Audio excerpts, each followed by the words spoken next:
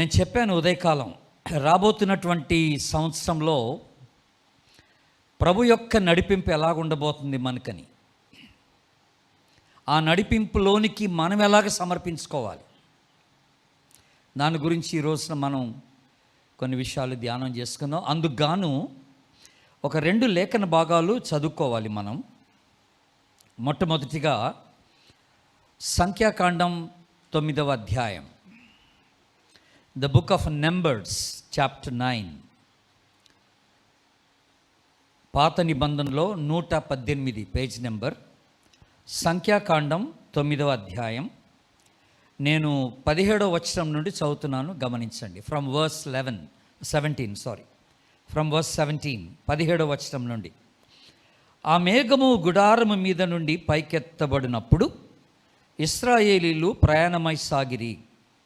ఆ మేఘము ఎక్కడ నిలిచెనో అక్కడనే ఇశ్రాయేలీలు తమ గుడారములను వేసుకొనిరి. యెహోవా నోటి మాట చొప్పున ఇశ్రాయేలీలు ప్రయాణమై సాగిరి. యెహోవా నోటి మాట చొప్పున వారు తమ గుడారములను వేసుకొనిరి. ఆ మేఘము మందిరం మీద నిలిచి ఉండిన దినములన్నీ వారు నిలిచిరి. ఆ మేఘము బహుదినములు మందిరం మీద నిలిచి ఉండిన ఎడల ఇశ్రాయేలు యెహోవా విధిని అనుసరించి ప్రయాణం చేయకుండిరి. మేఘము కొన్ని దినములు మందిరం మీద నిలిచిన ఎడల వారును నిలిచిరి. యెహోవా నోటి మాట చొప్పుననే నిలిచిరి. యెహోవా నోటి మాట చొప్పుననే ప్రయాణము చేసిరి. అలాగే మేఘము సాయంకాలం మొదలుకొని ఉదయం వరకు నిలిచిన ఎడల ఉదయమందు ఆ మేఘము పైకెత్తబడగానే వారు ప్రయాణమై సాగిరి. పగలేమి రాత్రేమి ఆ మేఘము పైకెత్తబడినప్పుడే వారు ప్రయాణము చేసిరి. ఆ మేఘము 2 దినములు కానీ 1 నెల కానీ ఏడాది కానీ తడువు చేసి మందిరం మీద నిలిచిన ఎడల ఇశ్రాయేలులు ప్రయాణము చేయక తమ గుడారములలో నిలిచిరి. అది ఎత్తబడినప్పుడు వారు ప్రయాణము చేసిరి. యెహోవా మాట చొప్పున వారు తమ గుడారములను వేసుకొనిరి. యెహోవా మాట చొప్పున వారు ప్రయాణం చేసిరి. మోషే ద్వారా యెహోవా చెప్పిన మాటను బట్టి యెహోవా ఆజ్ఞను అనుసరించి నడిచిరి. అందరూ ఆమెనండి. ఆమె. ఇంకొక లేఖన భాగం మన ధ్యానం నిమిత్తమై చదువుకుందాం. క్రొత్త నిబంధనలో యాకోబు పత్రిక 4వ అధ్యాయం తీయండి. The book of James chapter 4. యాకోబు పత్రిక 4వ అధ్యాయం 13వ వచనం నుండి 17వ వచనం వరకు ఉన్న భాగాన్ని, 16వ వచనం వరకు ఉన్న భాగాన్ని చూద్దాం. 13 నుండి 16 వరకు. నేడైనను రేపైనను ఒకానొక పట్టణమునకు వెళ్ళి అక్కడ 1 సంవత్సరం ఉండి వ్యాపారము చేసి లాభము సంపాదించం రండని చెప్పుకొని వారులారా, రేపేమి సంభవించినో మీకేమి తెలియను. మీ జీవము ఏ పాటిది? మీరు కొంతసేపు కనపడి అంతలోనే మాయమైపోవు ఆవిరి వంటి వారే. గనుక ప్రభు చిత్తమైతే మనం బ్రతికి ఉండి ఇది అది చేతమని చెప్పుకొనవలను. ఇప్పుడైతే మీరు మీ డంబముల యందు అతిశయపడుచున్నారు. ఇట్టి అతిశయమంతయు చెడ్డది. గమనించండి, అది అంతటితో సరిపోతుంది మనకి ఈరోజు ధ్యానం నిమిత్తమై. భవిష్యత్తులో రాబోతున్నటువంటి సంవత్సరంలో దేవుని నడిపింపు విశ్వాసుల పట్ల ఎలా ఉండబోతుంది అనేది మనం చూస్తున్నాం. యాకోబు తన పత్రికను రాస్తూ ప్రజల యొక్క ఆలోచన విధానాన్ని ఇక్కడ జ్ఞాపకం చేస్తున్నాడు. జనరల్గా ప్రజలు ఎలాగ ఆలోచించుకుంటారు తమ భవిష్యత్తును గురించి, అది మాట్లాడుతున్నాడు ఇక్కడ. కనుక దీంట్లో ఒక 13వ వచనంలోనే మనకి 4 విషయాలు దాగి ఉన్నాయి. వెరీ బ్రీఫ్గా మనం ఆ 4 విషయాలు చూస్తే ఆ తదుపరి మళ్ళీ మనం సంఖ్యాకాండంలోకి వెళ్ళవలసి ఉంటుంది. మీరు ఒకసారి చూడండి 13వ వచనాన్ని ఒకసారి. నేడైనను రేపైనను అని ఉంది ఇక్కడ కదా. Very simple words but very deep study. ఈ 13వ వచనం పెద్ద స్టడీ అవుతుంది మనకి. అంటే వారి దినములను వారే నిర్ణయించుకుంటున్నారన్నమాట. They are deciding their own days. నేను పలానా రోజున వెళ్తాను, పలానా రోజున ఈ పని చేస్తాను, నేను ఈ రోజు కల్లా నాకు ఈ కార్యం జరిగిపోవాలి, దేవుని సన్నిధిలో అలాగే నేను ప్రార్థన చేస్తున్నాను అని అంటాం మనం. కనుక దినములు మనమే నిర్ణయం చేసుకుంటాం అన్నమాట. ఈ దినాలన్నీ కూడా మన కంట్రోల్లో లేవన్న సంగతి మనం మర్చిపోతున్నాం. కనుక మన ప్లాన్స్ మనమే వేసుకుంటున్నాం ఆ లెక్కలో ఆలోచన చేస్తే జాగ్రత్తగా. ఇంకొక వెరీ ఇంట్రెస్టింగ్ థింగ్ ఏంటంటే ఆ తర్వాత మాట, ఒకానొక పట్టణమునకు వెళ్ళి అని ఉంది అక్కడ. ఇది మనకి ఏం జ్ఞాపకం చేస్తుందంటే ప్లేసెస్ కూడా మనమే డిసైడ్ చేసుకుంటున్నాం. స్థలాలు, నేను ఖచ్చితంగా హైదరాబాద్లో సెటిల్ అవుతాను, నేను ఆస్ట్రేలియా వెళ్ళిపోతాను, నేను బెంగళూరులో ఉంటాను, ప్లేసెస్ మనమే డిసైడ్ చేస్తున్నాం అనమాట. కనుక నేను ఎక్కడ ఉండాలో అనేది నువ్వే అనుకుంటున్నావు, నేను పలానా దగ్గర ఉండిపోవాలని. కానీ నీ విషయంలో దేవుని చిత్తం ఏంటో అది నువ్వు ఆలోచన చేయట్లేదు. ఒక విశ్వాసిగా దేవుడు నిన్ను ఎక్కడ ఉంచాలని ఇష్టపడుతున్నాడు అనేది నువ్వు అడగడానికి నువ్వు ఇష్టపడలేదు. నీకు ఏ ప్రాంతం ఇష్టం ఉంటే ఆ ప్రాంతానికి వెళ్ళాలని నువ్వు అనుకుంటున్నావు. నీకు ఏ స్థలం బాగా అనిపిస్తే అక్కడికే వెళ్ళాలి, అక్కడ సెటిల్ అయిపోవాలని నువ్వు ఆలోచన కలిగి ఉన్నావు. దేవుని బిడ్డలా, నేను ఇప్పుడు చెప్పాను ఉదయకాలం 16 సంవత్సరాల నుంచి నేను బెంగళూరులో ఉంటున్నాం మా ఫ్యామిలీ అంతా. చాలామంది మా తర్వాత బెంగళూరుకి వచ్చిన వాళ్ళు, మా స్టాఫ్ కానీ మిషనరీస్ కానీ అక్కడే ఇండ్లు కొనుక్కొని సెటిల్ అయిపోయారు. ఇంక ఎక్కడికి వెళ్ళకూడదు అన్నట్టుగా. చాలామంది నన్ను అడుగుతున్నారు, మీరు ఇల్లు కొనుక్కున్నారా బెంగళూరులోని? నో, బెంగళూరులో నేను ఇల్లు కొనుక్కోలేదు. బెంగళూరులో సెటిల్ అవ్వాలని మాకు లేదు. నా ఆలోచనలో హైదరాబాద్కి రావాలని ఉంది, కానీ దేవుని చిత్తం ఏంటో మాకు తెలియదు. కనుక మేము మధ్యలో ఆగిపోయాం అనమాట. అలా ఏమి చేయకుండా ఆగిపోయాం, దేవుని నడిపింపు కొరకు ఆగిపోయాం. స్థలాలు మనమే డిసైడ్ చేసుకుంటున్నాం అంటున్నాడు దేవుడు. ఇంకొక మాట ఇక్కడ, ఆ తర్వాత మాట మీరు చూడండి, అక్కడ 1 సంవత్సరం ఉండి వ్యాపారము చేసి అని అంటున్నాం. 1 సంవత్సరం ఉండి అని అంటున్నాం. ఇది కూడా మంచి మాట అండి. ఇప్పుడు ఏంటి, we are deciding our own timing అనమాట. మన సమయాల్ని మనమే నిర్ణయం చేసుకుంటున్నాం. ఇక్కడ ఇంతకాలం ఇక్కడ ఉంటాను, ఆ తర్వాత ఇక్కడికి వస్తాను, ఆ తర్వాత ఇక్కడికి వెళ్తాను, ఆ తర్వాత ఇక్కడికి వెళ్తాను. కనుక మనమే డిసైడ్ చేసుకొని నేను ఎప్పుడు ఎక్కడ ఎంత సమయం ఉండాలనేది మనం నిర్ణయించుకుంటున్నాం అనమాట. కానీ దేవుడు నిన్ను ఒక స్థలంలో ఎక్కువ కాలం ఉంచాలని ఇష్టపడితే అది దేవుని చిత్తం. అది కొద్ది కాలంలోనే దేవుడు వెళ్ళిపోమని చెప్తే ఆ కొద్ది కాలంలో నువ్వు మూవ్ అవ్వడానికి ఇష్టపడాలి. నీకు ఇష్టం ఉన్నా లేకపోయినా దేవుడు వెళ్ళమంటే నువ్వు వెళ్ళాలి, దేవుడు ఉండమంటే నువ్వు ఉండటానికి ఇష్టపడాలి. ఆమెనండి, ఆమె. మనుషుల యొక్క వైఖరి, మనుషుల యొక్క ఆలోచన ఇలాగుంటుంది అంటున్నాడు యాకోబు, ఇలాగుంటుంది అంటున్నాడు. ఆ తర్వాత మాట మీరు చూడండి, ఆ తర్వాత మాట ఈ 13వ వచనంలోనే, వ్యాపారము చేసి లాభము సంపాదించుకుందాము రండి అని చెప్పుకొని వారులారా అని అన్నాడు. వ్యాపారము చేసి లాభము సంపాదించుకుందాము అనే మాట మనకి ఏమి ఇక్కడ జ్ఞాపకం చేస్తుందంటే, we are deciding our own plans, our own activities. మన కార్యకలాపాలు, మన ప్రణాళికలు మనమే వేసుకుంటున్నాం అనమాట.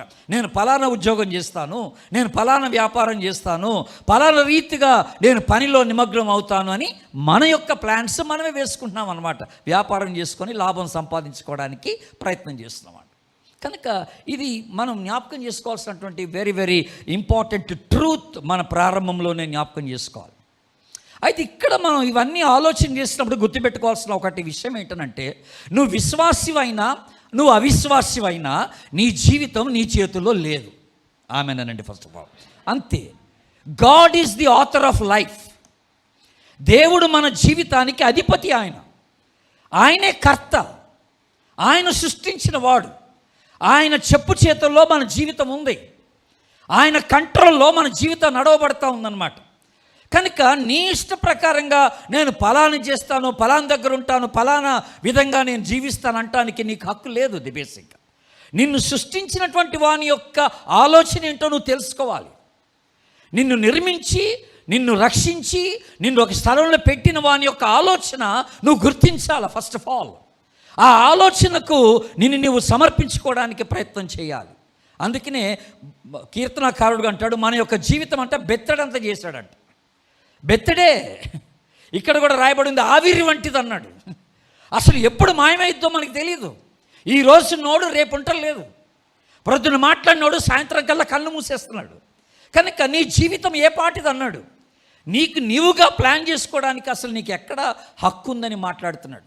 ఈ పర్టికులర్గా మనం ఈ కోవిడ్ సీజన్లో, ఈ పాండమిక్ సీజన్లో, ఈ లాక్డౌన్ పీరియడ్లో సినిమా యాక్టర్లు ఏంటి, సెలబ్రిటీస్ ఏంటి, స్పోర్ట్స్ స్టార్స్ ఏంటి, రాజకీయ నాయకులు ఏంటండి, పెద్ద పెద్ద వాళ్ళే, ఈవెన్ దైవజనులు, సేవ చేస్తున్నటువంటి దైవజనులు కూడా కళ్ళు మూసారు.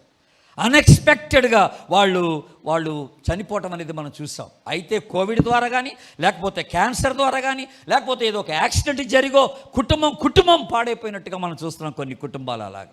కనుక అందుకనే ఇక్కడ 14వ వచనంలో ఇక చక్కని మాట అన్నాడు, రేపేమి సంభవించినో మీకేమీ తెలియను అన్నాడు. మీ జీవము ఏ పాటిదన్నాడు. ఇప్పుడు కనపడి ఇంతలోనే మాయమైపోతున్నటువంటి ఆవిరి వంటిది కాదా అన్నాడు మీ జీవితం. కనుక మీ జీవితాల గురించి మీరు ఎందుకు ఇలాగ ప్లాన్ చేసుకుంటున్నారని మాట్లాడుతున్నాడు. మీకు మీరే ఆలోచన చేసుకోవడం ఏంటి అసలు. బ్రతికి ఉంటే అని అన్నాడు. ఆ మాట అనాలట. మనం బ్రతికి ఉంటే ఇది చేద్దాం అది చేద్దాం అని అనుకోవాలట. ఇది అది కూడా కాదు అసలు. మనం తర్వాత నేను మీకు ఒక 2-3 నిమిషాల తర్వాత మీకు జ్ఞాపకం చేస్తా ఎలాగ దేవుడు మనల్ని నడిపించడానికి ఇష్టపడుతున్నాడో చూద్దాం. ఈ జీవితము దేవుడిచ్చిన బహుమానం. అందరూ ఆమెనండి. అది ఎంతగా కాలం అనేది సమస్య కాదు ఇప్పుడు మనకి. It is not how long you live is important. నువ్వు ఎంతకాలం జీవిస్తున్నావు అనేది ముఖ్యం కాదు. దేవుడు నీకు ఇచ్చినటువంటి ఆ కొద్ది ఆయుష్ కాలంలో నువ్వు ఏమి చేసి నువ్వు ప్రాణాన్ని విడవడానికి ఇష్టపడుతున్నావు అన్నది ఇంపార్టెంట్. దేవుడు నీకు ఇచ్చిన ఈ కొద్ది కాలం జీవితం అన్నమాట. How are you going to make an impact of your life in others. నీ జీవితం ఇతరుల పైన ఎలాంటి ప్రభావితాన్ని కలిగించి నువ్వు ఈ లోకాన్ని విడిచిపెట్టి వెళ్ళిపోవాలని ప్లాన్స్ వేస్తున్నావు అనేదే ప్రశ్న. కనుక ఎంతకాలం అనేది కాదు ఇక్కడ పాయింట్. మనం కొంతమంది మిషనరీస్ జీవితాలు చూస్తే 29 సంవత్సరాల్లో చనిపోయిన వాళ్ళు ఉన్నారు. 31 సంవత్సరాల వయసులో మిషనరీ సేవ చేసి చనిపోయిన వాళ్ళు ఉన్నారు. 29వ సంవత్సరం వయసులో చనిపోయారంటే వాడు ఎప్పుడు సేవ చేసి ఉండాలి, ఆయన ఎప్పుడు సేవ ప్రారంభించి ఉండాలా. అంత యవన దశలో దేవుని కొరకు వాడబడి ఆత్మలు సంపాదించి దేవుని సన్నిధికి చేరినటువంటి దైవజనులు వాళ్ళు. దేవుని స్తోత్రం చెప్దాం. హల్లెలూయా. కనుక ఈ రోజున నా జీవితం యొక్క ఉద్దేశం ఏంటనేది నన్ను నేను ప్రశ్నించుకోవాలా. నేను ఇంతకుముందు ఎప్పుడైనా మీకు చెప్పానో లేదో నాకు తెలీదు.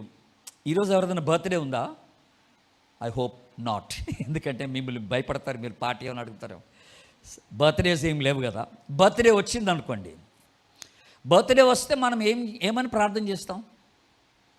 దేవా, పోయిన బర్త్డే నుండి ఈ బర్త్డే వరకు నన్ను కాపాడినందుకు నీకు వందనాలు, మళ్ళీ ఈ బర్త్డే నుండి మళ్ళీ వచ్చే బర్త్డే వరకు కాపాడమంటాం.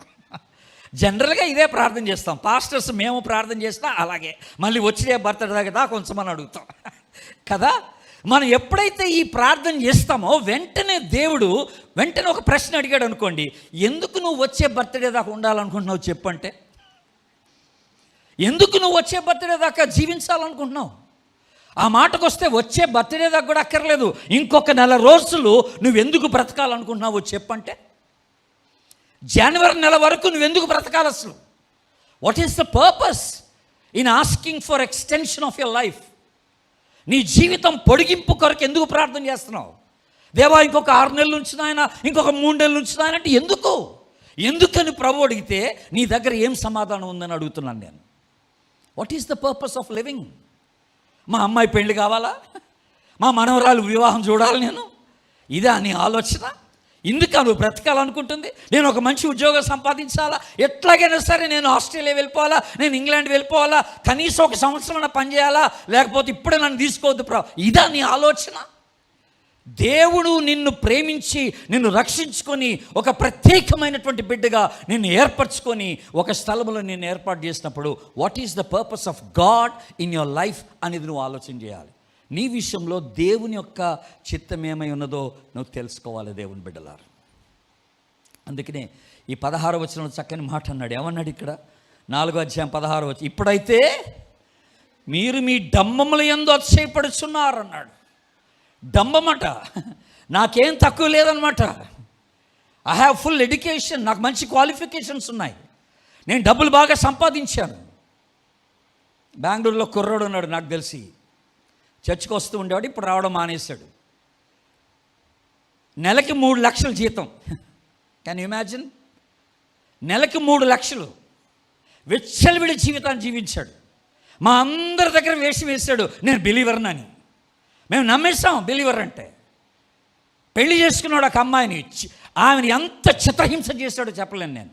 ఆ అమ్మాయి హిందూ కన్వర్ట్, మూర్ఖంగా ప్రవర్తించాడు. ఆ అమ్మాయి ఎట్టకేలకు విడాకులు తీసుకుంది, తట్టుకోలేక. చనిపోదాం అనుకున్న అమ్మాయి తట్టుకోలేక విడాకులు తీసుకుంది. ఇప్పుడు మళ్ళీ ఆ అమ్మాయిని వేధించడం మొదలెట్టాడు. ఫోన్ల ద్వారా, వేరే మెసేజెస్ ద్వారా బెదిరిస్తున్నాడు అమ్మాయిని. ఇంకా వేరే అమ్మాయిలు అంటబడుతున్నాడు. ఒక జీవితానికి ఒక అర్థం లేకుండా పోయింది. దేవుడు నీకు ఇంత జ్ఞానం ఇచ్చి, ఇంత మంచి ఉద్యోగం ఇచ్చి, 3 లక్షల జీతం ఇస్తే ఇదా నీ బ్రతుకు? ఇదా నీ ఆలోచన? నువ్వు దేవుని కొరకు ఏం చెయ్యాలని నువ్వు ఆలోచన చేస్తున్నావని అడుగుతున్నాను నేను. What is the purpose of your living? అలాగ జీవించేదానికన్నా నువ్వు చనిపోవడం మేలన్నమాట. ఉపయోగం లేనటువంటి జీవితం ఎందుకండి? దేవునికి ఉపయోగం లేదు, ఎదుటివానికి ఉపయోగకరంగా లేదు. అలాంటప్పుడు ఎందుకు ఈ జీవితం? ఒకసారి మీరు వెనక్కి తిరిగి ఆలోచన చేయండి. ఈ గడిచినటువంటి 2021 అంతా నీ జీవితం ఎంతమందికి ఉపయోగకరంగా ఉందో ఆలోచన చేయండి ఒకసారి. నీ జీవితం దేవునికి ఏదైనా ఉపయోగకరంగా ఉందో ఆలోచన చేయండి. వచ్చానండి, ప్రతి ఆదివారం నేను మందిరానికి వచ్చాను, ఆరాధన చేస్తాను, వెళ్ళిపోయాను. ఫైన్, నువ్వు మందిరానికి వచ్చావు, ఆరాధించుకుని వెళ్ళిపోయాను. అది నీకే ఉపయోగకరం, అది నీకే మేలు. మరి ఎవరికి మేలు నీ జీవితం ద్వారా? నీ జీవితం ద్వారా ప్రభుకి ఏమైనా జరిగిందా? నీ జీవితం ద్వారా ఎదుటి వ్యక్తికి ఏమైనా మేలు జరిగిందా? How is that you have impacted your life on others? How is that you have been a blessing for others? ఇతరులకు ఆశీర్వాదకరంగా ఏ రీతిగా నీ జీవితం ఉండగలిగిందని అడుగుతున్నాను నేను. దేవుని బిడ్డలారా, ఆలోచన చేయండి ఒకసారి. డంబం అంటున్నాం. మీ డంబములు యందు మీరు నిలిచిపోయారు. అక్కడ జాగ్రత్త, మీరు అతిశయపడుతున్నారు మీ డంబములు చూసుకొని అంటున్నాడు. కనుక చక్కని మాట మోషే అంటాడు. మీరు 90వ కీర్తన చూడండి. 90వ కీర్తనలో, కీర్తన 90లో 2 మాటలు ఉపయోగిస్తున్నాడు మోషే అక్కడ మనందరికీ. ఏమిటి ఆ 2 మాటలు? మొట్టమొదటిగా 4వ వచనం చదువుతున్నాడు, గమనించండి. 90వ కీర్తన 4వ వచనం, మోషే రాసిన కీర్తన ఇది. నీ దృష్టికి 1000 సంవత్సరములు గతించిన నిన్నటి వలె ఉన్నవి, రాత్రి అందలి ఒక జాము వలె ఉన్నవి అని. I'm deeply impressed and amazed. నేను చాలా ఆశ్చర్యపోతున్నానండి ఈ మాట చదివినప్పుడు. నేను ఏమండోయ్, మీకు ఎవరికన్నా ఒక 4-5 సంవత్సరాల క్రితం జరిగిన సంఘటనలు అట్లాగా జ్ఞాపకం ఉన్నాయా? ఉండవు. ఓ 10 సంవత్సరాలు జరిగిన సంఘటనలు మనకి జ్ఞాపకం ఉండవు. ఒక 20 సంవత్సరాల క్రితం జరిగిన సంఘటనలు మనకి జ్ఞాపకం ఉండవు అంతగా. నిన్న ఏదైనా జరిగి ఉంటే మనకి జ్ఞాపకం ఉంటుంది, రాత్రి ఏదైనా జరిగి ఉంటే అది మనకి జ్ఞాపకం ఉంటుంది. కానీ ఇక్కడ దేవుని యొక్క ఆలోచన ఏంటో తెలుసా అండి? నీ జీవిత కాలం అంతటా అది ఎన్ని సంవత్సరాలైనా కూడా ఆయన దృష్టిలో అది నిన్నట్లాగే ఉంటుందట. దేవునికి స్తోత్రం చెప్పండి, హల్లెలూయా. అంత ఫ్రెష్గా దేవుడు తన మైండ్లో ఈ సంవత్సరాలన్నీ పెట్టుకున్నాడట. 1000 సంవత్సరాలు దేవుని దృష్టిలో నిన్నటి వలె, ఒక రాత్రి జాము వలె ఉందన్నాడు. అది it is just like a passing of a night అని అన్నాడు. ఒక రాత్రి గడిచినట్టట ఆయన దృష్టికి. అది ఎంత గొప్ప దేవుడు అండి ఆయన! ఎంత ఆలోచన కర్త అండి ఆయన! అసలు ఆయన ఎంత సార్వభౌముడండి, ఎంత శక్తిమంతుడండి! నీ జీవితం ఫ్రెష్గా ఆయన మైండ్లో ఉందని మనం జ్ఞాపకం చేసుకుంటూ ఉన్నాం దేవుని బిడ్డల. 10వ వచనం చూడండి. ఇదే కీర్తన 10వ వచనంలో ఏమంటున్నాడు, రాస్తున్నాడు, మా ఆయుష్కాలము 70 సంవత్సరములు, అధిక బలం ఉంటే 80 సంవత్సరములు, అయినను వాటి వైభవం అంతా కూడా ఆయాసమే, దుఃఖమే, అది త్వరగా గతించును, మేము ఏమవుతాం? ఎగిరిపోతాం అన్నాడు. ఎగిరిపోతాం. నువ్వు సంపాదించుకుందల్లా ఎవడదవుద్దయ్యా? నా ప్రాణమా తిను తాగు సుఖించమన్నాడు ఒక ఆయన. అంత సంపాదించుకొని మనం అలాంటి వ్యక్తిని చూస్తే శబాష్ అని అంటాం మనం. ఎందుకంటే వాడు ధనవంతుడంట, వాడి యొక్క భూమి సమృద్ధిగా పండిందంట, వాడు కూర్చొని ఆలోచన చేసుకున్నాడంట, నా ఆస్తిని గురించి నేను ఎలాగ సమకూర్చుకోవాలా, ఏం చేయాలని ఆలోచన చేసుకొని వాడు కొన్ని కొత్తగా కొట్లను కట్టుకొని ఆస్తి అంతా అక్కడ, ధాన్యం అంతా అక్కడ సమకూర్చుకొని పెట్టుకొని తన ప్రాణంతో తాను మాట్లాడుతున్నాడు. నా ప్రాణమా, అనేక సంవత్సరముల కొరకు విస్తారమైన ఆస్తి నీ కొరకు సమకూర్చబడి ఉన్నది, తిను త్రాగు సుఖించుము సంతోషించుము అని అంటుంటే ప్రభు అన్నాడు, యు ఆర్ అ ఫూల్. బేసిక్గా you are a fool man. నువ్వు వెర్రివాడవు. ఈ రాత్రి నేను నీ ప్రాణం తీసుకుంటే ఇదంతా ఎవడదవుద్ది అన్నాడు. అంటే నీ ప్లానింగ్లో దేవుడు ఎక్కడ లేడు. అక్కడ నీ ప్రయాసంలో దేవునికి స్థానం లేదు. అక్కడ నీ ఆస్తి సంపాదనలో దేవునికి స్థానం లేదు. నీ ఫ్యూచర్ ప్లాన్స్లో దేవునికి నువ్వు స్థానం ఇవ్వలే. నీ జీవితంలో మిస్ అవుతున్నది ఏంటంటే దేవుని చిత్తం మిస్ అవుతుందన్నమాట. పాయింట్ అది. నీ ఆలోచనే, నీ చిత్తమే, నీ ఇష్టమే జరగడానికి ప్రయత్నాలు చేస్తున్నావు. దేవుని చిత్తానికి నువ్వు చోటు ఇవ్వట్లేదని అక్కడ మనకి జ్ఞాపకం చేయబడుతున్నటువంటి మాట. నా దినములన్నీ నీ గ్రంథములో లిఖించబడి ఉన్నవి. అందరూ ఆమేనండి, amen. Every single day of yours and of mind is written in the book of life. అర్థమవుతుందా? దేవుని యొక్క గ్రంథంలో మన దినములన్నీ లిఖించబడినవంట. ఇప్పుడు చెప్పండి, నెక్స్ట్ ఇయర్ బ్రతకాలని ఉందా? 2022 చూడాలని ఆశ ఉందా? ఉంటే ఇప్పుడు ప్రభువుకి చెప్పండి ఎందుకని. What is that you really want to do with this life? ఈ జీవితంతో నువ్వేం చేయాలనుకున్నావు 2022? ఈ జీవితం వల్ల ఏం ఉపయోగం లేదు ప్రభువా అని నీకు అనిపిస్తే, ప్రభువా నన్ను తీసేసుకోను 31st లోపల 31st లోపల నన్ను తీసేసుకో ప్రభు అని ప్రార్థన చేయి. నీకు దమ్ముంటే, నీకు ధైర్యం ఉంటే ఆ ప్రార్థన చేయి. లేదు నేను నీకోసం వాడబడతాను ప్రభు అనుకుంటే ఎక్స్టెండ్ చేయమని అడుగు. ఆమె నన్ను ఎక్స్టెండ్ చేయమని అడుగు. నేను నీకోసం వాడబడతాను, అనేకులకి ఆశీర్వాదకరంగా నేను ఉంటాను ప్రభు అని నీకు అనిపిస్తే ప్రభుని నువ్వు ఎక్స్టెండ్ చేయమని అడగాలి. భయపడబాకండి. ఏదో బెదిరించినట్టుకుంది ఇదంతా మీకు. నో నో నో, బెదిరింపు ఏం లేదు. వాస్తవాలు మాట్లాడుకుంటున్నాం మనం అంతే. Because we are all children of God. దేవుని బిడ్డలం, ఆయన రక్తంలో కడగబడిన వారం కనుక వాస్తవాలు మాట్లాడుకోవాలి మనం. అయితే దేవుని నడిపింపు మనందరి విషయంలో దేవుడు ఎలాగ నడిపించడానికి ఇష్టపడుతున్నాడో అది ఇప్పుడు మనం చూస్తాం. ఇప్పుడు మీరు నిర్గమాకాండానికి రండి. ఒక మాట మీకు జ్ఞాపకం చేస్తాను. ఫస్ట్ ఆఫ్ ఆల్, నిర్గమాకాండం, the book of Exodus chapter 13. నిర్గమాకాండం 13వ అధ్యాయం. 13వ అధ్యాయం నేను 21వ వచనం చదువుతున్నాను, గమనించండి. 13వ అధ్యాయం 21వ వచనం. వారు పగలు రాత్రియు ప్రయాణము చేయునట్లుగా యెహోవా త్రోవలో వారిని నడిపించుటకై పగటివేళ మేఘస్తంభంలోను వారికి వెలుగించుటకు రాత్రివేళ అగ్నిస్తంభంలోను ఉండి వారికి ముందుగా నడుచుచు వచ్చెను. చాలా మంచి మాట ఇది.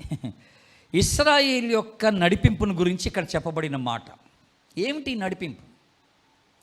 ఎప్పుడు ఈ నడిపింపు? ఎప్పుడంటే ఐగుప్తులో నుంచి విమోచింపబడిన తర్వాత ఈ నడిపింపు.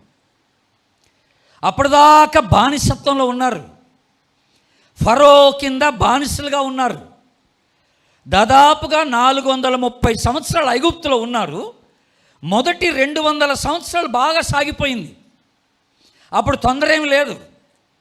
ఇక ఆ తర్వాత వేరే ఫరో వచ్చాడు, ఇంకొక ఫరో ఐగుప్తులోనికి. ఆ ఫరో వచ్చిన తర్వాత ఆ ఫరో గుర్తించింది ఏమిటంటే, ఆశ్చర్యం ఏంటంటే దేవుని బిడ్డారా, ఇశ్రాయేలీలు ఐగుప్తులోనికి వెళ్ళినప్పుడు 70 మందే వెళ్ళారు. 200 సంవత్సరాల కాలంలో లక్షల మంది అయిపోయారు. పిల్లలు కనేశారు, పిల్లలు కనేశారు అన్నమాట. ఎక్కువ సంతానం అయిపోయింది. ఆ తర్వాత రెండవ ఫరో వచ్చినప్పుడు భయపడిపోయాడు. వీళ్ళు మనకన్నా విస్తరిస్తున్నారు, మన పైన రాజ్యం వెళ్తారని చెప్పేసి ఆ రెండో ఫరో ఏం చేశాడంటే వీళ్ళని అధికమైనటువంటి రీతిలో బానిసలుగా వాడుకోవడానికి ప్రయత్నం చేశాడు. ఇంకా వీళ్ళకి ఏ అధికారం ఇవ్వలేదు, అందరినీ బానిసలు చేసి పడేశాడు. అంటే దాదాపుగా 230 సంవత్సరాలు ఇశ్రాయేలీలు బానిసలుగా పనిచేశారు. ఎవరి కింద అంటే ఫరో కింద, ఆ చెడ్డ ఫరో కింద. మన జీవితం కూడా ఒకప్పుడు అలాగే ఉండింది. సాతాను చేతుల్లో నలిగిపోయాం. వాడు ఎట్లా పడితే అట్లా మనల్ని వాడుకున్నాడు. పనికిరాని పనులన్నీ చేసాం, దేవునికి ఆయాసాన్ని కలిగించాం. మన పాత జీవితం అంత భయంకరంగా ఉండింది. ఎందుకంటే మనము వాని అధికారంలో ఉన్నాం, సాతాను యొక్క అధికారం. దేవుని మహాకృపను బట్టి ఆ అపవాది యొక్క అధికారం నుండి, సాతాను యొక్క అధికారం నుండి దేవుడు మనందరినీ విడిపించుకున్నాడు. దేవునికి స్తోత్రం చెప్దాం, హల్లెలూయా. ఈ విడిపింపబడినటువంటి ప్రజల్ని ఇప్పుడు దేవుడు స్వయంగా నడిపిస్తున్నాడు.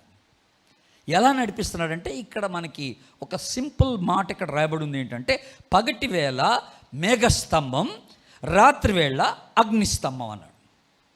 పగటి వేళ ఏం స్తంభం? మేఘస్తంభం. రాత్రివేళ అగ్నిస్తంభం. ఈ మేఘము అగ్ని ఈ రెండు కూడా దేవుని సన్నిధికి సూచన. గుర్తుపెట్టుకోండి జాగ్రత్తగా.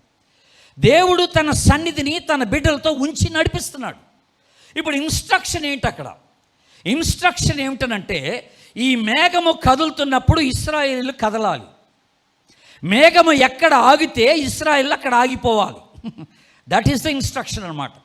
కనుక వాళ్ళు విమోచింపబడినటువంటి ప్రజల యొక్క నడిపింపు దేని మీద ఆధారపడిందంటే వారి ముందున్నటువంటి ఆ మేఘము ఎలాగ నడిస్తే అలాగే నడవటం మీద ఆధారపడి ఉందన్నమాట. మేఘాన్ని దాటి వెళ్ళడానికి లేదు వీళ్ళు తొందరపడి. ఇప్పుడు దీనికి సంబంధించి ఇప్పుడు మనం సంఖ్యాకాండానికి వద్దాం రండి దయచేసి. సంఖ్యాకాండం ఇప్పుడు the book of numbers chapter 9, సంఖ్యాకాండం 9వ అధ్యాయాన్ని తీయండి. 118, పేజ్ నెంబర్ 118. ఇప్పుడు చాలా బ్యూటిఫుల్గా కొన్ని మాటలు ఇక్కడ జ్ఞాపకం చేసినట్టుగా మనం చూస్తున్నాం. ఫస్ట్ ఆఫ్ ఆల్ ఇన్స్ట్రక్షన్ ఏమిటి, వీళ్ళకి ఇవ్వబడినటువంటి ఆ హెచ్చరిక ఏమిటనంటే 17వ వచనం, ఆ మేఘము గుడారం మీద నుండి పైకెత్తబడినప్పుడు ఇశ్రాయేలులు ప్రయాణమై సాగిరి. ఆ మేఘము ఎక్కడ నిలిచెనో అక్కడనే ఇశ్రాయేలులు తమ గుడారములను వేసుకొనిరి. ఈ మాట మీరు ఒకసారి గుర్తుపెట్టుకోండి.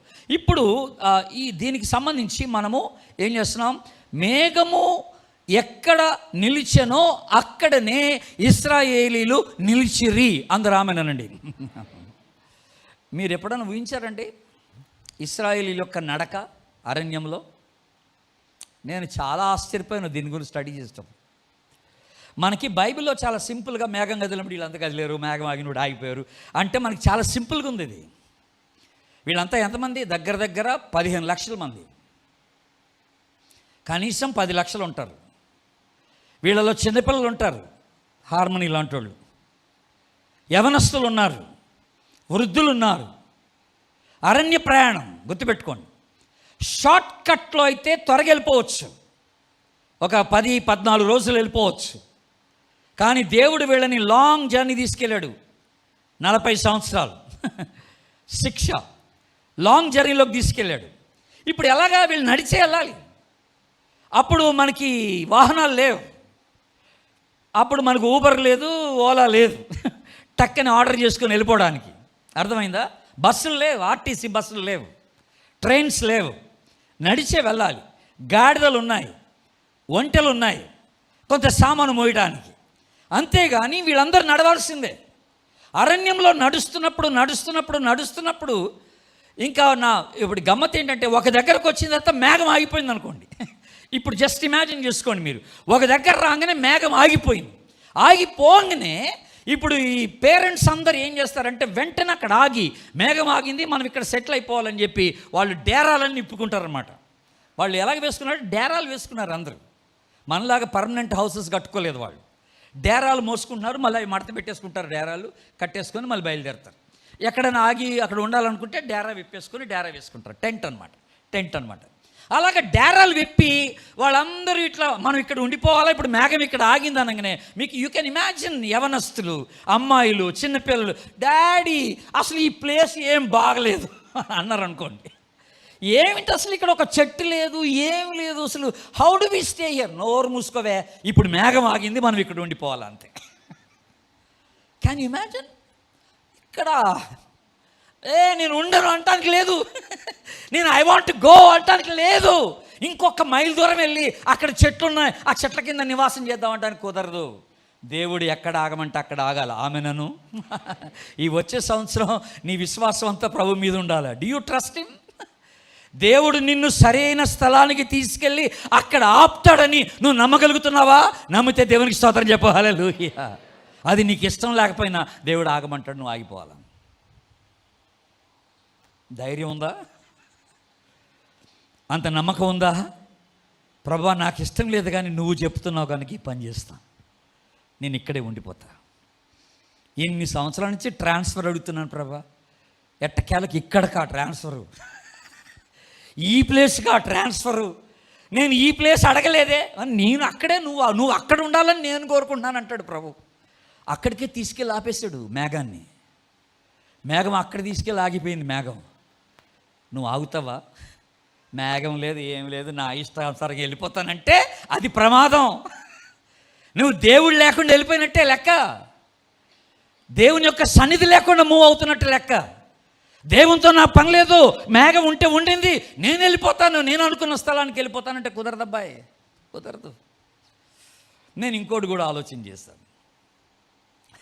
ఇక్కడ చెప్పబడిన మాటల్లో మనకి అంటే ఈ పోర్షన్లో 9th చాప్టర్లో మనకు ఉన్నటువంటి మాట ఏంటంటే, ఎన్ని దినములు మేఘం ఆగితే అన్ని దినములు ఆగాల, ఎన్ని దినములు మేఘం కదిలితే అన్ని దినములు వీళ్ళు కదలాలి కదా.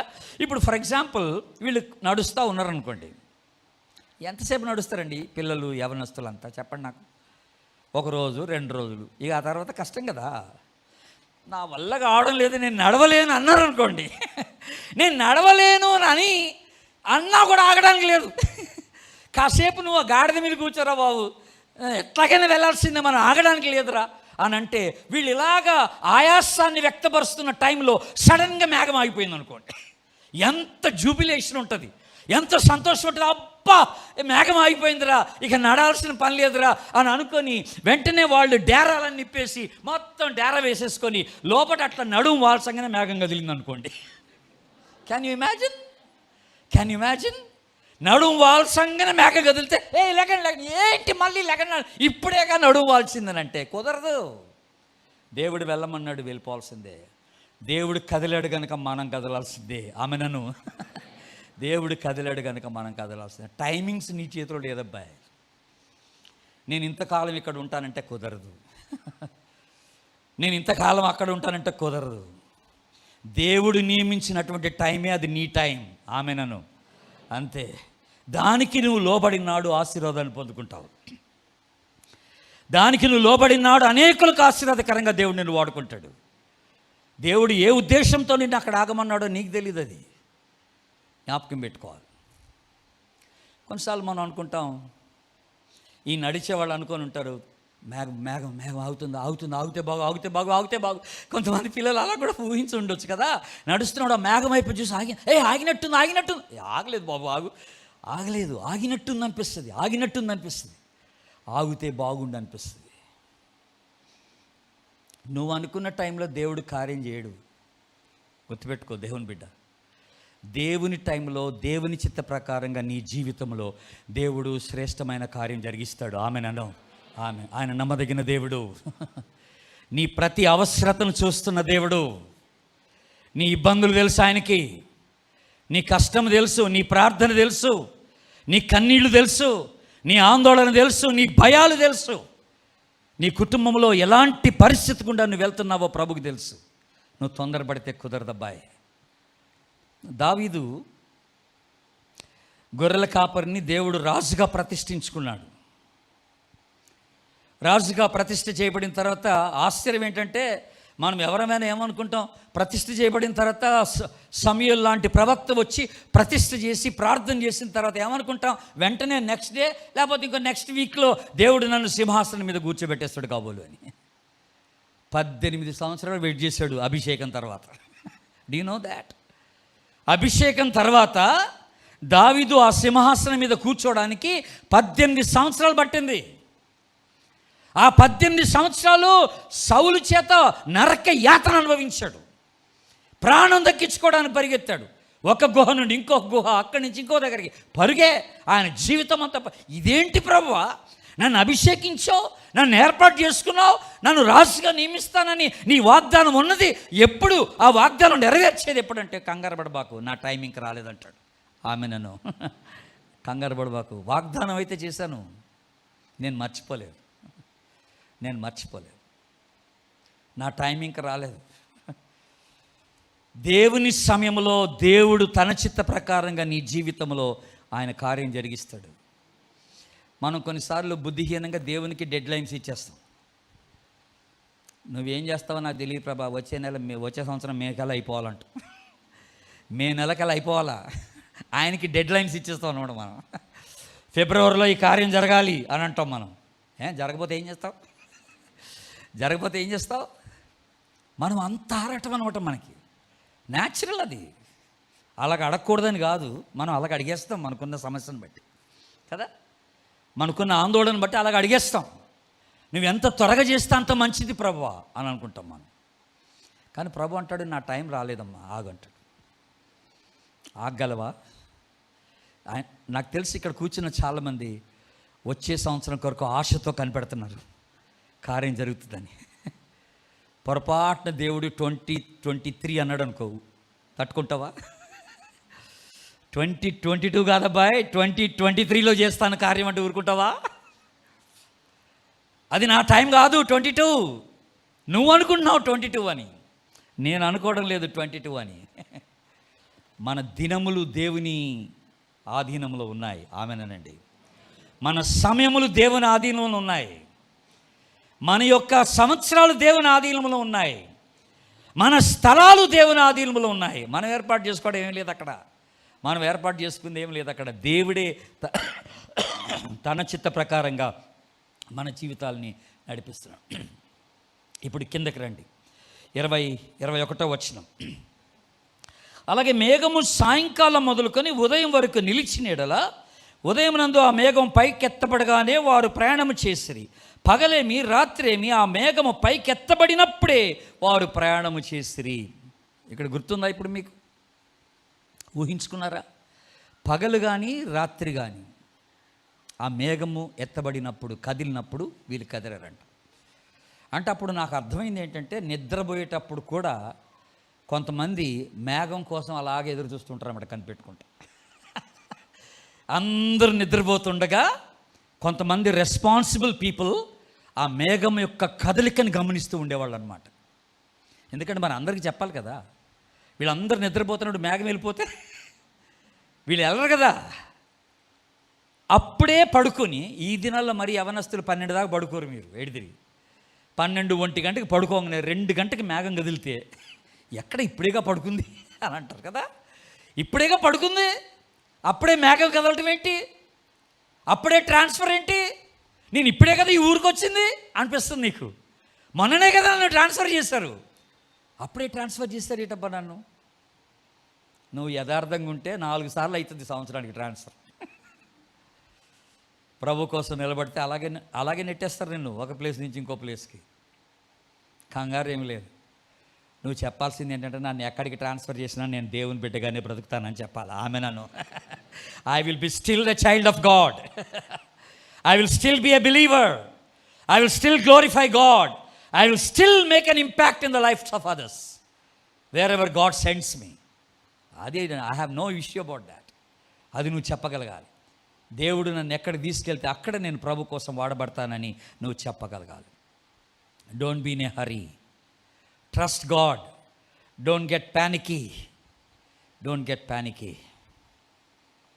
అందుకనే యాకోబు ఒక చక్కని మాట అన్నాడు, దేవుని చిత్తమైతే, ఆ మాట రావాలట మన నోట. దేవుని చిత్తమైతే అనే మాట, ఇది చేతుమో అది చేతుమో అనాలట మనం, దేవుని చిత్తమైతే. ఇంగ్లీష్లో ఒక సేయింగ్ ఉందండి, అదేమిటనంటే, you live for today and plan for tomorrow అంటారు. You live for today and plan for tomorrow అంటే అర్థం ఏంటంటే, నువ్వు ఈరోజు కొరకు జీవిస్తావు కానీ రేపటి కొరకు ప్లాన్స్ వేసుకోవాలట. అంటే అర్థం ఏంటి, నాకు ఈ ఒక్కరోజే ఉన్నదన్నట్టుగా జీవించాలన్నమాట. ప్లాన్స్ వేసుకోవడం మాత్రం మొత్తం సంవత్సరానికి కొరకు ప్లాన్ వేసి పెట్టుకుంటావు, కానీ దేవుడు నాకు ఈ ఒక్కరోజే ఇచ్చాడన్నట్టుగా నువ్వు జీవిస్తావు అనమాట జీవించడానికి వచ్చినప్పుడు. అది గుర్తుపెట్టుకోవాలి. వచ్చే సంవత్సరం కొరకు ప్లాన్స్ వేసుకోవడం తప్పేం కాదు. మినిస్ట్రీ ప్లాన్స్ వేసుకుంటాం, జీవితం ప్లాన్స్ వేసుకుంటాం. దేవుని చిత్తం అయితే ఇది చేస్తాం అది చేస్తామని చెప్పాలి మనం. దేవుని చిత్తం అయితేనే ఈ పని చేస్తాం ఆ పని చేస్తాం. కనుక ఇప్పుడు మనం విశ్వాసంగా మనం ఇప్పుడు ఏం చేయాలా? We need to surrender to God's will.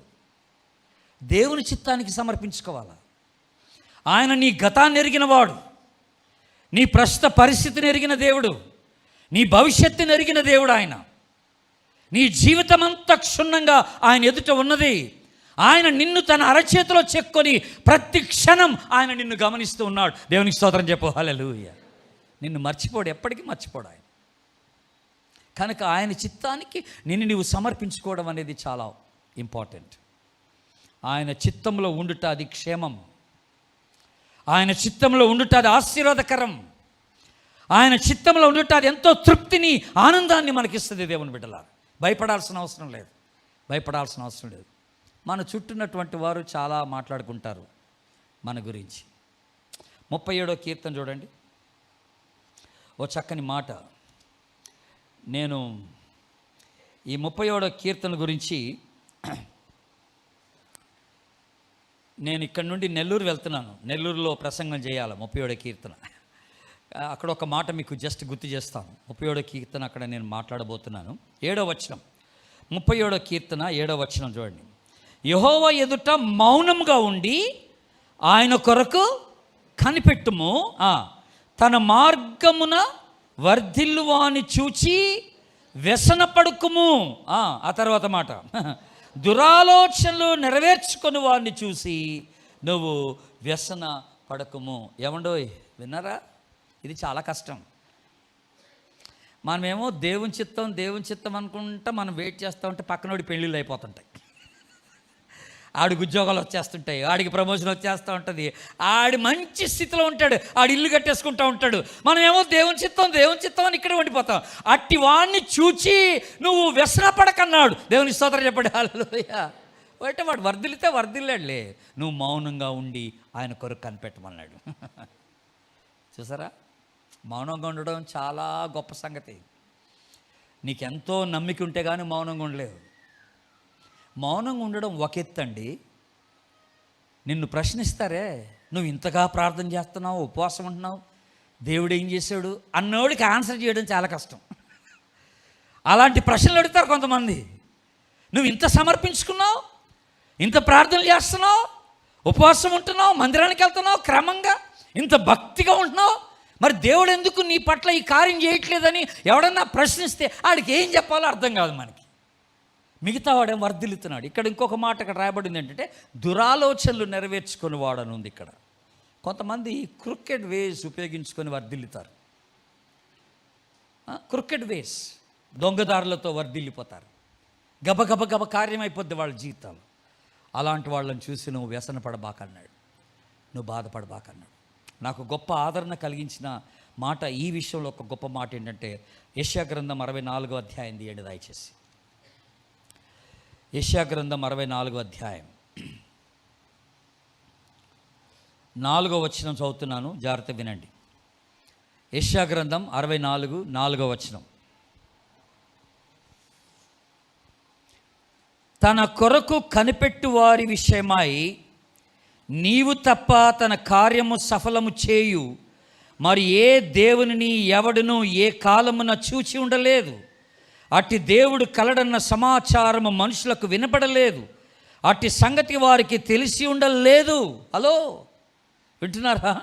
తమ కొరకు కనిపెట్టు వారి విషయమై కార్యము సఫలము చేయగలిగిన దేవుడు ఈయన తప్ప ఇంకెవరు లేరు. దేవుడికి స్తోత్రం చేయబడించండి. హల్లెలూయా. నువ్వు కనిపెడుతున్నావా? దేవుడు నీ పట్ల కార్యము జరిగించి తీరుతాడంతే. దేవుడు కార్యం జరిగించి తీరుతాడు. భయపడాల్సిన అవసరం లేదు, భయపడాల్సిన అవసరం లేదు. ఎంత గొప్ప మాట అండి ఈ మాట, ఎంత గొప్ప మాట ఇది. విశ్వసించువాడు కలవరపడడం ఉంది బైబిల్లో. విశ్వసించువాడు కలవరపడడు. నీ విశ్వాసం ఎవరి మీద ఉంది? పరిస్థితుల మీద ఉందా? నిన్ను సృష్టించి నిన్ను రక్షించుకున్న దేవుని మీద ఉందా నీ విశ్వాసం? నువ్వు మనుషుల వైపు చూస్తున్నావా, ప్రభు వైపు చూస్తున్నావా? ఆలోచన చేయి. ఇంకొక చక్కని మాట ఉంది యెషయా గ్రంథంలో ఉన్నారు కనుక 49వ అధ్యాయం తీయండి. యెషయా గ్రంథం 49వ అధ్యాయం 23వ వచనం. ఒక చక్కని మాట. యెషయా గ్రంథం 49వ అధ్యాయం 23వ వచనం. రాజులు నిన్ను పోషించు తండ్రులుగాను వారి రాణులు నీకు పాలిచ్చు దాదులుగాను ఉండెదరు. వారు భూమి మీద సాగిలపడి నీకు నమస్కారం చేసెదరు, నీ పాదముల ధూళి నాకెదరు. ఇప్పుడు చూడండి ఆ తర్వాత మాట మనకి ఇంపార్టెంట్ మాట. అప్పుడు నేను యెహోవాననియు నా కొరకు కనిపెట్టుకొనువారు అవమానమునందరనియు నువ్వు తెలుసుకొందువు. ఆమేననండి అందరూ. నా కొరకు కనిపెట్టువాడు అవమానం నందడు, సిగ్గునందడు. I will not put them into shame అన్నాడు దేవుడు. గుర్తుపెట్టుకోండి, నిన్ను తలదించుకొని వానిగా చేయనన్నాడు దేవుడు. అందరి ఎదుట నువ్వు తలెత్తుకొని ప్రభువు నువ్వు గణపరుస్తావు దేవుడు చేసిన కార్యం. దేవుని స్తోత్రం చెప్పు. హల్లెలూయా. ఇప్పుడు ఎవరు ఎన్ని మాట్లాడుకున్నా తొందర లేదు. I don't care. నేను దేవుని చిత్తం కొరకు కనిపెడుతున్నాను. నేను ఆయన చిత్తాన్ని జరిగించడానికి ఇష్టపడుతున్నాను. తొందరపడి నేను ఏ నిర్ణయం తీసుకోవడానికి ఇష్టపడలేదు. దేవుడు ఎప్పుడు జరిగిస్తే అప్పుడే, దేవుడు ఎప్పుడు చేస్తే అప్పుడే, దేవుడు ఎలాగ జరిగించాలనుకుంటే అలాగే జరుగును గాక నా జీవితంలో. నేను ఆయనకి సంపూర్తిగా నా జీవితాన్ని నేను ఆయనకి సమర్పించుకుంటున్నానని చెప్పాలి. పేరెంట్స్ కొన్నిసార్లు కంగారు పడిపోతారు, ఇక దీనికి పెళ్లి కాదంటారు కదా. అవిశ్వాసపు మాటలు మాట్లాడిస్తాము, అవిశ్వాసపు మాటలు. జాగ్రత్త, తొందరపడి అవిశ్వాసపు మాటలు పలకబాకండి. ఎందుకంటే విశ్వాసి మాటల్లో చాలా పవర్ ఉందండి. నువ్వు ఏది పలికితే అదే నెరవేరుతుంది. జాగ్రత్త. వీడికి ఉద్యోగం రాదంటే కష్టం అనబాక ఆ మాట. డోంట్ వరీ, ఏం పర్లేదమ్మా, ఈ సంబంధం కాకపోతే ఇంకోటి వస్తుంది. ఏటట దేవునికి తెలిసి ఎవరిని తేవాలో నీ జీవితంలోనికి. దేవునికి తెలిసి ఎప్పుడు నీకు ఏ ఉద్యోగం ఇవ్వాలో. Don't worry, don't worry. తగిన సమయంలో ప్రభు కార్యం చేస్తాడు. కనిపెట్టమన్నాడు. ఎలా కనిపెట్టమన్నాడు? కంగారు పడుతూ కనిపెట్టమనలేదు, మౌనంగా ఉండమన్నాడు. మౌనంగా ఉండమన్నాడు. ఉండగలవా మౌనంగా? యెషయా గ్రంథంలో ఉన్నారు కదా, 40వ అధ్యాయం తీయండి. 40వ అధ్యాయం 29వ వచనం. సొమ్మసిల్లిన వారికి బలమిచ్చేవాడు ఆయనే, శక్తిహీనులకు బలాభివృద్ధి కలుగ చేయువాడు ఆయనే. 31వ వచనం. యెహోవా కొరకు ఎదురు చూచువారు నూతన బలము పొందుదురు. దేవుని స్తోత్రం చెప్పండి. హల్లెలూయా. సొమ్మసిల్లిపోతాం కొన్నిసార్లు, అలసిపోతాం. కంగారు పడబాకండి. విశ్వాస జీవితంలో అలసట కామన్. విశ్వాస జీవితంలో నిరుత్సాహం అనేది కామన్. మనందరము మానవులమే.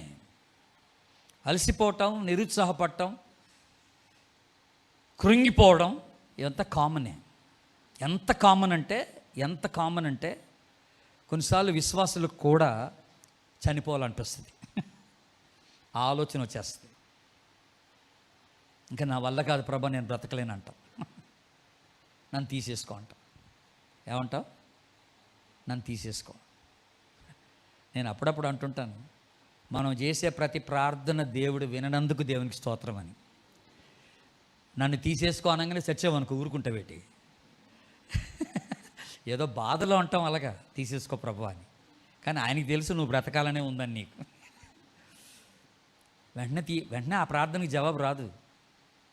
అర్థమవుతుందా? తీసేసుకోనంగా తీసేసుకోడు. ఏలియా ఏం చేశాడు? నా వల్ల కాదన్నాడు. ఇంత మట్టుకు చాలు ప్రభువా, నా ప్రాణం తీసుకోమన్నాడు. సూసైడల్ థాట్స్ అన్నమాట. ఓ చెట్టు కింద కూర్చొని ఈ ప్రార్థన చేశాడు దేవుని సన్నిధిలో. ఏలియా గొప్ప ప్రవక్త. ఇంత మట్టుకు చాలు, నా వల్ల కాదు, ఇక నన్ను తీసేసుకో అన్నాడు, నా ప్రాణం తీసేసుకో అన్నాడు. నేను చచ్చటం మేలు. యోబు అలాగే ప్రార్థన చేశాడు. ఎవడన్నా నన్ను ఉరిదీస్తే బాగుండు అన్నాడు. మోషే అన్నాడు ఈ ప్రార్థన, ఈ ప్రజలందరినీ నడిపించడం నా వల్ల కాదు, నన్ను చంపేమన్నాడు. నన్ను చంపేమన్నాడు మోషే. ప్రభు అలాగే చేయడు. ఎందుకంటే out of depression, out of anxiety మనం కొన్నిసార్లు ఈ మాటలు పలుకుతాం దేవుని సన్నిధిలో. దేవుడు నీ హృదయ భారాన్ని ఎరిగిన వాడు. ఆమెనండి. నీ చింత యావత్తు ఆయన మీద వేయడం నేర్చుకోవాలి నువ్వు ఈ నూతన సంవత్సరం. Trust him. నమ్మాలి ఆయన నమ్మదగిన దేవుడు. ఆయన డెఫినెట్గా నీ జీవితంలో గొప్ప కార్యం ఆయన చేస్తాడు. ఇప్పుడు ఇశ్రాయేలీలు ఒక గొప్ప ఆశీర్వాదం ఏంటంటే, ఇప్పుడు సంఖ్యాకాండానికి రండి. ఇక్కడ మనం చూసేటువంటి ఒక అండర్లైనింగ్ ఫ్యాక్టర్ ఒకటి ఉంది, అది మీకు జ్ఞాపకం చేస్తాను. సంఖ్యాకాండం 9వ అధ్యాయం. 9వ అధ్యాయంలో మీరు గమనిస్తే ఈ అధ్యాయంలో మనం చదువుకున్న 17వ వచనం నుండి 23వ వచనం వరకు ఈ భాగంలో అన్నిటినీ లింక్ చేస్తున్న ఒక వచనం ఉందండి. ఒక వచనం ఉంది, అన్నిటినీ లింక్ చేస్తున్న ఒక వచనం ఉంది. మీరు ఎప్పుడన్నా గమనించారో లేదో తెలీదు. ఈ పోర్షన్ చదువుతున్నప్పుడు ఒక మాట పదే పదే మీకు ఈ ప్యాసేజ్లో వినపడుతున్న మాట ఏమిటి? ఎగ్జాక్ట్లీ యెహోవా మాట చొప్పున, యెహోవా మాట చొప్పున, యెహోవా మాట చొప్పున అలా చేసిన ఉంటుంది. అక్కడ 8 సార్లు ఈ ప్యాసేజ్లో మనం చూస్తాం. 17 నుండి 23 వరకు ఆ 7 వచనాల్లోనే 8 సార్లు ఆ మాట ఉంది, యెహోవా మాట చొప్పున చేసిరి, యెహోవా మాట చొప్పున చేసిరి. అంటే దేవునికి లోబడ్డారనమాట. ఆమెనండి, అంతే, దేవునికి లోబడ్డారు. ఎంత కష్టమైన పనైనా. ఈరోజు మనం ఎదుర్కొంటున్న సమస్య పెద్ద కష్టం కాదు. ఆనాడు ఇశ్రాయేలు అరణ్యంలో నడిచినటువంటి పరిస్థితిని ఆలోచన చేస్తే, పిల్లలతో, వృద్ధులతో, యవనస్తులతో నడిచి నడిచి నడిచి 40 సంవత్సరాలు నడిచారండి. ఎంత కష్టం అండి అది. కానీ అంత క్లిష్ట పరిస్థితులు కూడా దేవుని మాట చొప్పుననే వాళ్ళు అడిగేశారు. ఒకని నడత యెహోవా వలన స్థిరపరచబడును. ఆమెనండి. The Lord ordains the steps of every righteous person, steps of a good man.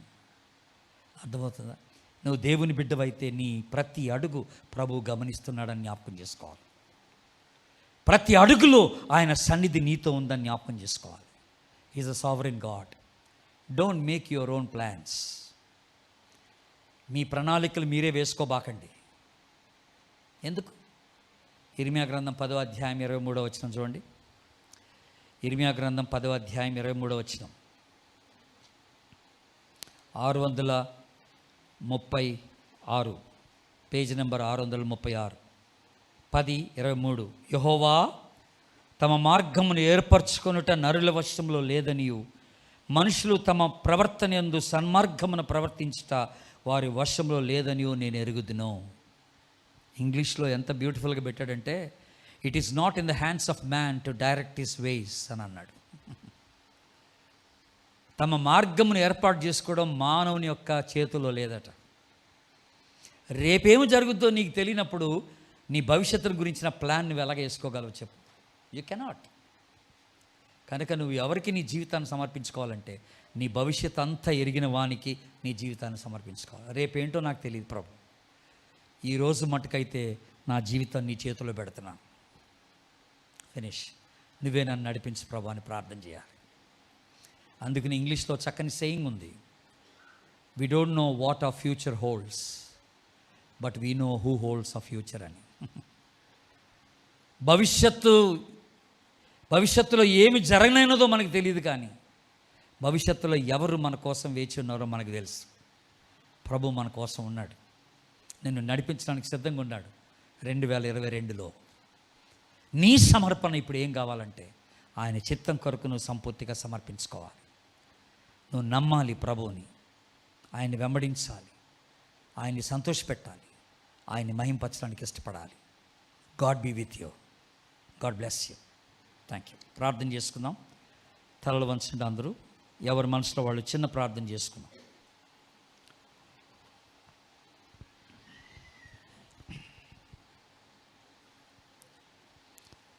పరిశుద్ధాత్మ దేవుడు మనందరితో మాట్లాడిన ఈ మాటల్ని పురస్కరించుకొని ప్రతి ఒక్కరూ దేవుని సన్నిధిలో మీ హృదయం ఇప్పి మాట్లాడండి. ప్రభా, ఈ రాత్రి నువ్వు నాతో మాట్లాడావు. నా భయాలు ఎరిగిన దేవుడవు, నా ఆందోళనలు ఎరిగిన దేవుడవు, నా భవిష్యత్తుని ఎరిగిన దేవుడవు. నాకున్న అనేకమైన ప్రశ్నలకు ఈ రోజున మీరు నాకు సమాధానంగా నా ముందున్నందుకు నీకు వందనాలు దేవా. నా పొరుగువారిని చూసి నేను వ్యసన పడకుండా నాకు సహాయం చేయండి నాయన. వారు ఎలాగ వర్ధిల్లితే ఏమిటి ప్రభువా, ఆలస్యంగా వచ్చే ఆశీర్వాదాలు గొప్పవని నేను నమ్ముతున్నాను దేవా. అది నీ నుండి వచ్చే ఆశీర్వాదం అయితే అది ఎప్పటికీ నీ ఆశీర్వాదకరంగా ఉంటుందని నేను నమ్ముతున్నాను దేవా. అట్టి ఆశీర్వాదం కొరకే నన్ను సిద్ధపరచండి.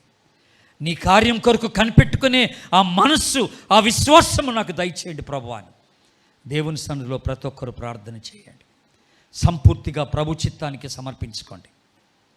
ప్రభువా, నేను నిన్నే వెంబడిస్తాను, నీ చిత్తాన్ని జరిగిస్తాను, నిన్ను సంతోషపెడతాను, నిన్ను మహింపరుస్తాను. నువ్వు ఎక్కడ ఉండమంటే అక్కడ ఉంటాను, నువ్వు ఎప్పుడు కదలమంటే అప్పుడు కదులుతాను. నేను మౌనంగా ఉండి నీ కార్యం కొరకు కనిపెడతాను ప్రభువా అని చెప్పండి. ఎవరికి వాళ్ళు మీ మనసులో ఈ చిన్న ప్రార్థన చేసుకోండి.